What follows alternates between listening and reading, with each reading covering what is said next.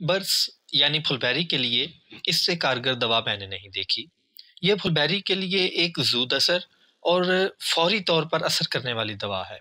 यूँ तो फुलबेरी के लिए कई एक कामयाब नुस्खे मौजूद हैं जिनसे फुलबेरी हमेशा के लिए ख़त्म हो जाती है, लेकिन जिस स्पीड, जिस तेज़ी से और जितनी जल्दी ये असर करती है, सिर्फ इसको इस्तेमाल करने का तरीका है, ख़ास तरीके से इसको इस्तेमाल किया जाए तो फुलबेरी जिस स्टेज पे भी हो वहीं पे रुक जाती है, उससे आगे नहीं फैलती। ये इसका सबसे बड़ा कारनामा है। अस्सलाम वालेकुम नाज़रीन, हकीम खुर्रम शहज़ाद मल्ली आपसे मुखातिब है। नाज़रीन, आज हम एक और यूनानी मुफ़रद दवा यानी इंग्रेडिएंट के बारे में बात करेंगे। आज हमारा मौज़ूए सुख़न अंदराइन रहेगा। तिब्बी ज़ुबान में इसको नुस्ख़ा जात में हम अंदराइन के नाम से लिखते हैं, लेकिन अंदराइन के अलावा इसके दीगर और नाम भी हैं जिनमें हंज़ल है, इसके अलावा तुम्मा, कौड़ तुम्मा और फ़ारसी में इसको खरबूजा तल्ख़ भी कहते हैं। फ़ारसी में चूँकि खरबूजा तल्ख़ कहते हैं, बे नहीं बोलते, खरबूजा तल्ख़ इसको कहते हैं। तो आज हम इस वीडियो में जानेंगे कि तुम्मा क्या है, इसकी पहचान करेंगे, इसकी शनाख्त करेंगे, इसके अफ़ाल व ख़ास पे बात करेंगे और वीडियो के एंड पे मैं आपको अपना एक ज़ाती तजुर्बा बताऊंगा जो इसके बारे में मेरा अपना मुशाहिदा है, मेरा अपना तजुर्बा है, वो आपसे शेयर करूंगा और यकीनन वो आप सुन के हैरान होंगे। जी हाँ, फुलबेरी के लिए इसको किस तरह इस्तेमाल किया जाता है और ख़ुद मैंने कैसे इस्तेमाल किया, ये मैं आपके साथ शेयर करूंगा। तो इसकी पहचान की बात की जाए तो तुम्मा एक बेल है और बेल का जहाँ पे पत्ता है, हर पत्ते पे एक फूल लगता है और वो फूल बाद में फल की शक्ल अख्तियार करता है, जिसे तुम्मा कहते हैं, जिसे कौड़ तुम्मा कहते हैं, हंज़ल कहते हैं, अंदराइन कहते हैं। तो ये काफ़ी भारी बेल होती है जिस पे तकरीबन 40 से 50 तुम्मे एक बेल पे लगते हैं। अगर इसके जायके की बात की जाए तो इसके पत्ते, बीज, फल, फूल सभी कड़वे हैं, इंतहाई कड़वे हैं। इसकी कड़वाहट मशहूर है और इसके बारे में एक ख़ास बात जो हमेशा याद रखनी चाहिए कि ऐसी बेल जिसको एक ही फल लगा हो, यानी उसके साथ एक ही तुम्मा लगा हो, उसको हरगिज़ इस्तेमाल ना करें क्योंकि वो जहरीला होता है। वो तकरीबन 1 से 1.5 ग्राम एक इंसानी जान को ख़त्म करने के लिए काफ़ी होता है। उसकी पहचान ये है, एक तो वो एक ही फल लगा होगा पूरी बेल के साथ, और दूसरा जब उसको काटेंगे तो आम तुम्मे का गुद्दा सफ़ेद होता है लेकिन उसका गुद्दा सब्ज़ निकलेगा, तो उसको हरगिज़ इस्तेमाल ना करें, वो एक मुहलिक जहर है। अगर इसके मिजाज की बात की जाए तो अंदराइन दर्जा दोम में खुश्क और दर्जा दोम में ही गर्म है। इसको गर्म खुश्क दर्जा दोम में माना गया है। इसके अफ़ाल व ख़ास पे मज़ीद बात करने से कबल आइए इसकी पहचान कर लेते हैं। आपको तुम्मा दिखा देते हैं कि ये दिखने में कैसा नज़र आता है। जी नाज़रीन, ये जो आप देख रहे हैं ये अंदराइन है, तुम्मा भी इसी को कहते हैं, कौड़ तुम्मा भी यही है। ये फल है जो उस बेल से उतरता है। जब ये कच्ची हालत में होता है, ताज़ा होता है, अभी नया नया लगता है तो इसका कलर ग्रीन होता है, सब्ज होता है। लेकिन जब ये पक जाता है तो पकने के बाद इसका कलर येलो हो जाता है, ये इस तरह जर्द रंग में तब्दील हो जाता है।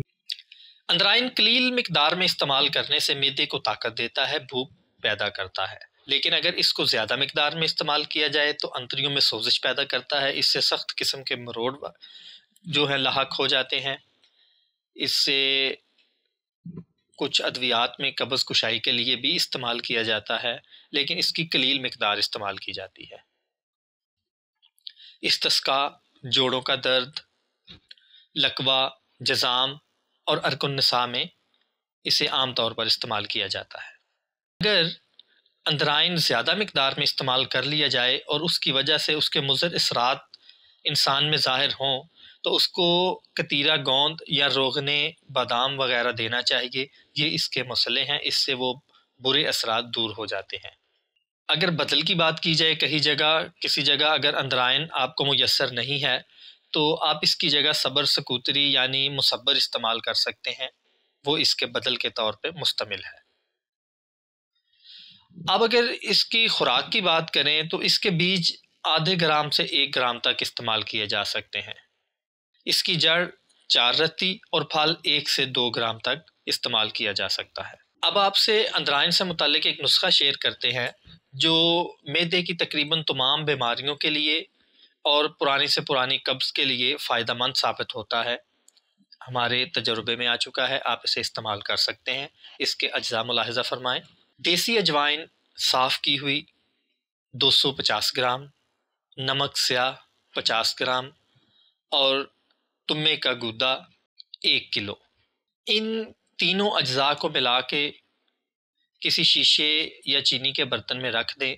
जब ये पड़े पड़े खुश्क हो जाएं तो इनको बारीक पीस लें। बस तुम्मे की अजवाइन तैयार है।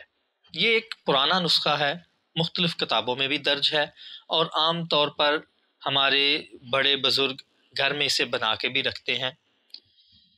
तो इसे आप बवक्ते ज़रूरत 1 से 2 ग्राम हमरा नीम गर्म पानी या नीम गर्म दूध इस्तेमाल कर सकते हैं। ये मैदे की जुमला अमराज के लिए फ़ायदेमंद है, भूख पैदा करता है और कब्ज़ को रफ़ा करता है। जी, अब आखिर पर आपसे मैं अपना वो ज़ाती तजुर्बा शेयर करता हूँ कि हुआ कुछ यूँ कि तकरीबन 2 माह कबल मैं कटिंग के लिए जब गया तो मेरे हजाम ने बताया कि आपके सर में फुलबैरी का निशान बन रहा है। तो मैं इससे परेशान हुआ कि ये एक मोज़ी बीमारी है। ये ऐसी बीमारी है जो इंसान के हुस्न को तहवाला कर देती है। इसके बारे में मैं फ़िक्रमंद हुआ। मैंने आके वालिद मोहतरम की जो ब्याज़ें थीं उनको खंगालना शुरू किया, देखना शुरू किया। तो उनका एक लिखा हुआ तजर्बा मेरे सामने आया जो मैंने ख़ुद अपने पे अप्लाई किया, ख़ुद उसका तजर्बा किया। तो हुआ यूँ कि जो निशान था वो वहीं पे रुक गया। उसके बारे में यही लिखा था कि जब किसी को फुलबैरी शुरू हो तो वो ये करे कि तकरीबन 2-2.5 किलो तुम्मे ले, उनको किसी लोहे के बर्तन में कढ़ाई वगैरह में रखे और उसको पाँव से दबाना शुरू कर दे।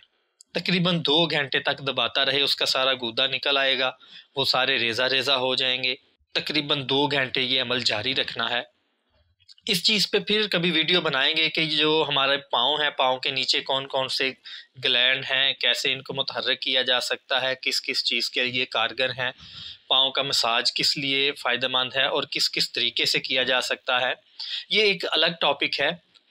तो ये पाँव से दबाने से बात निकली तो मैंने आपको बताया कि हमारे पाँव के जो तलवा है इसमें हम पिट्यूटरी ग्लैंड को मुतहर्रिक कर सकते हैं, इससे हम थायराइड ग्लैंड को मुतहर्रिक कर सकते हैं। इसकी काफ़ी टेक्निक्स हैं।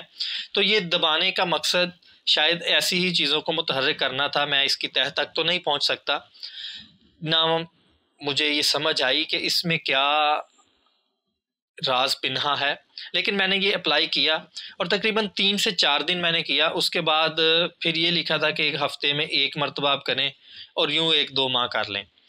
तो अब ये है कि वो जो निशान था वो पहले से छोटा हो चुका है, लेकिन उससे आगे नहीं बढ़ा। अदरवाइज़ अगर आप इस बीमारी को या इसके मरीज़ को जानते होंगे तो आपको पता होगा 2-4 माह में ये पूरे जिस्म को लपेट में ले लेती है, बड़ी तेज़ी से फैलती है। तो ये वहीं के वहीं रुक गई है। तो इसकी मैं आपको वीडियो भी दिखा देता हूँ, ये किस तरह मैंने इस्तेमाल किया। मैंने छोटे छोटे क्लिप्स बनाए थे तो वो आपको मैं दिखा देता हूँ। तो अगर अल्लाह ना करे आपको कोई ऐसी बीमारी आन घेरे या आपके किसी इर्द गिर्द शख्स को ये बीमारी आन घेरे तो फ़ौरन उसके लिए जो फ़र्स्ट एड है, जो आपने फ़ौरन तिब्बी इमदाद देनी है, वो यही करना है कि ये इस तरह आप तुम्हें ले आएँ और उसको पाँव से दबा के तो तकरीबन 2 घंटे तक मुसलसल दबाते रहें। दबाने का अमल सारा आप देख लें किस तरह करना है। तो इससे ये फ़ायदा होगा कि फ़ौरन वहीं पे फुलबैरी रुक जाएगी। उसके बाद इसका इलाज क्या है, इसको आपने जड़ से ख़त्म कैसे करना है, उस पे मैं इंशाल्लाह नेक्स्ट वीडियो में बात करूँगा।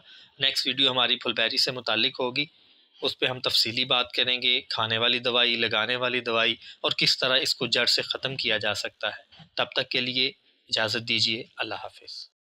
जी, इस तरह आपने जो अंतराइन है उनको डाल लेना है और पाँव से दबाना शुरू कर देना है। थोड़ी देर दबाने के बाद ये खुद ब खुद टूट जाएंगे, आपको इसको कूटने की ज़रूरत नहीं है। और जब थोड़ी देर दबाते रहेंगे उसके बाद ये इस तरह मुलायम सा बन जाएगा लिक्विड। तो इसको आपने 2 घंटे तक ये अमल को जारी रखना है। तकरीबन एक हफ्ता तक करना है, उसके बाद एक हफ्ते में एक मरतबा कर लिया करें, तो इंशाल्लाह फुलबेरी जहाँ होगी वहीं रुक जाएगी, उससे मज़ीद आगे नहीं।